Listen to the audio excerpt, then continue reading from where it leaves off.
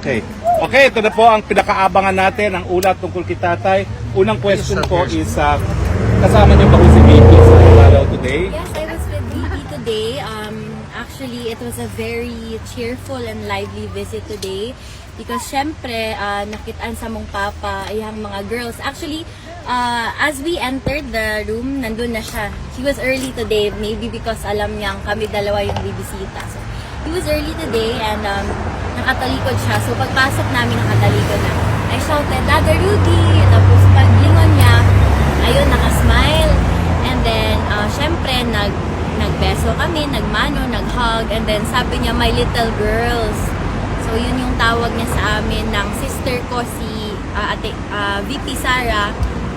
Little girls niya daw. So, today, medyo mahaba yung kwentuhan. And he was, ayun, bumalik yung pagka-humorous niya nung kaming dalawa yung nandun. And he was even, you know, joking around kasi may microphone dun, tinatabunan niya, tapos ganyan na naman.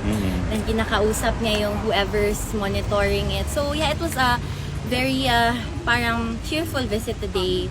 He was instructing my my sister and I kung ano yung mga bilin niya sa amin, and he had messages for the family, of course. And ayun, binalita ng sister ko na all of you are here today to, of course, again, show your unwavering support to him. And ayun, of course, nagpapasalamat si PRRD to each and every one of you. Also, I want to relate to you my sister's VP Sara's message for you. Ito yung tinext niya. Okay, so mga kababayan, PRRD has requested that all 4 children visit him at the same time. Veronica will be the one to give the Thanksgiving message to the supporters in Duterte Street and provide updates, as this is her scheduled turn to visit, and I am here only upon PRRD's special request that I spend time with my siblings, especially Veronica. Daghang salamat, Sara Duterte. So, yan yung mensahe niya. Syempre, I understand also that medyo hectic yung schedule niya, so she can only be there for that. But ayun, pinapaabot niya yung pasasalamat niya sa inyong lahat. Yung mga habilin po niya, yung mga hindi masyado personal, what can you share sa mga habilin na hindi naman personal masyado? Yung mga ano lang, he gave fatherly advice to my 2 brothers, to Manong Pulong, Congressman Pulong, na yung mga fatherly advice na, you know, steady lang, take it easy, relax lang. And kay may Vice Mayor Sebastian, relax lang, slow down. Ganon. So, yung fatherly advice, binigyan niya kami. And,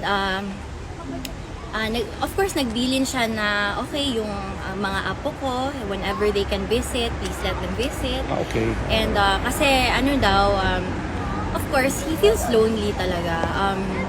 But I think, no, that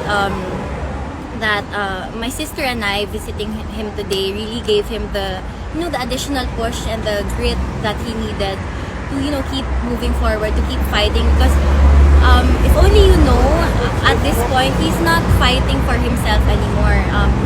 He told us na I'm old and I believe that I've fulfilled my duty and I'm done.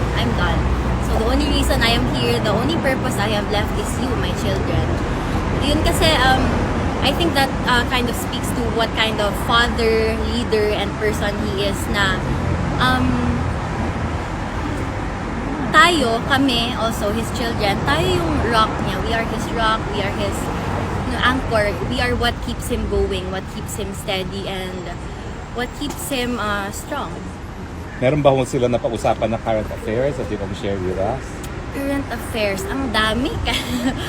Kasi since nag-usap sila, so may time na ako na nanahimik lang ako, and then nag-hug lang ako sa kanya. Magkaharap kasi sila ni VP, tapos ako yung nasa tabi niya.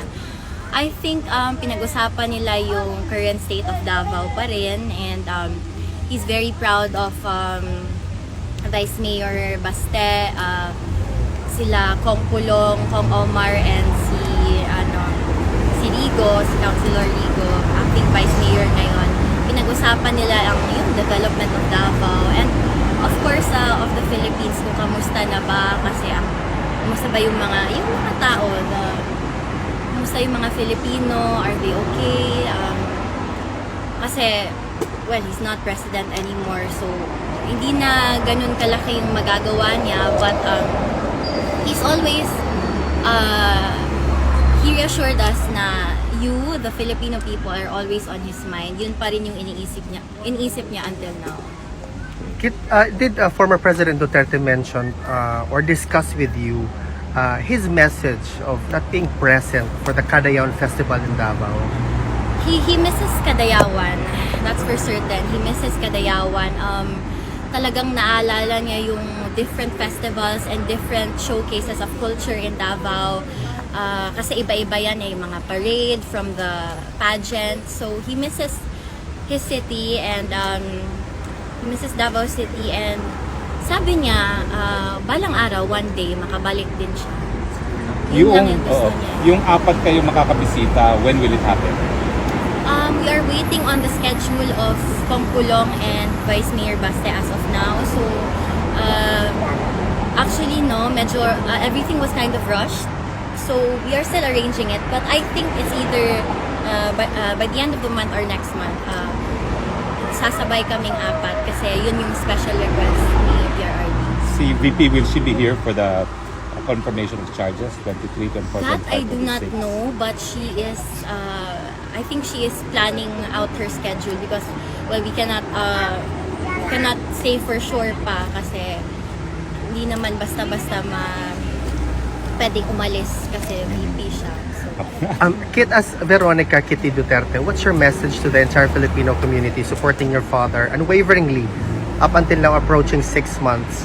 So, I just want to let you all know that I've seen what how high spirits have helped my father, because that is how we bring him to his senses, like by uplifting him, encouraging him, and just constantly being there. So I encourage everyone, keep showing up, keep up the faith, and of course, we still have to move forward with our lives, but wag sana natin siyang kalimutan. Last question, Kit. And maraming salamat talaga sa inyo. It's our honor. Last question. How about the health of the former president? Can you share with us? Yes, I asked around, of course, sa detention unit, and they said he's eating well.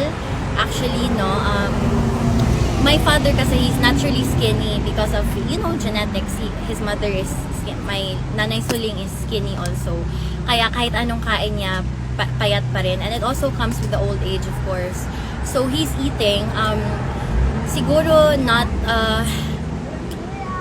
ideal yung eating time niya and the amount of food that he eats, but he's eating from time to time daw kasi he has 24-hour surveillance. So nakikita siyang pabunot-bunot ng mga sa kusina. So ganyan siya Gusto niya yung maya-maya, and then gusto niya yung later in the afternoon na kumain. But sometimes they do have to push him to eat para naman mainom niya yung medication niya. Thank you, Kit. Okay.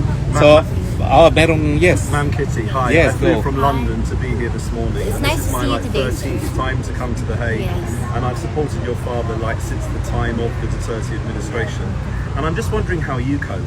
I get relentlessly bashed, so many comments on Facebook and social media, and some people can be really harsh and nasty. And I'm just wondering if, as a family, if you moderate those comments, you look at those comments, because I know you look tired, you look maybe sick, if you don't mind me saying, because of your schedule and everything else. How are you coping? So I grew up in the public eye, so I've been exposed to the public ever since. And over the years growing up, I've received a lot of countless scrutiny, criticism, all of that, unsolicited opinions. But I think, again, I'd like to reiterate that it comes from the upbringing from my parents. Yes, I am very gentle towards the people that I love, but I'm also very tough, and I'm not sensitive at all. So I'm not sensitive at all. So ayun, to be honest with if there's anything that bothers me, it's my father's situation. I've never really felt bothered, even as a teen before, with regards to, you know, the public scrutiny that I would receive. So I'm doing fine with that, and ayun, as cliche as it sounds, I am really unbothered to the scrutiny and Proud of criticism. you. Like, kumbaga sa atin pa, malayo sa bituka. I mean, hindi naman yun nakakamatay. What's the worst thing that scrutiny can do? So, Thank you, Ken. Thank you so much. yeah, thanks so much. Okay? So let's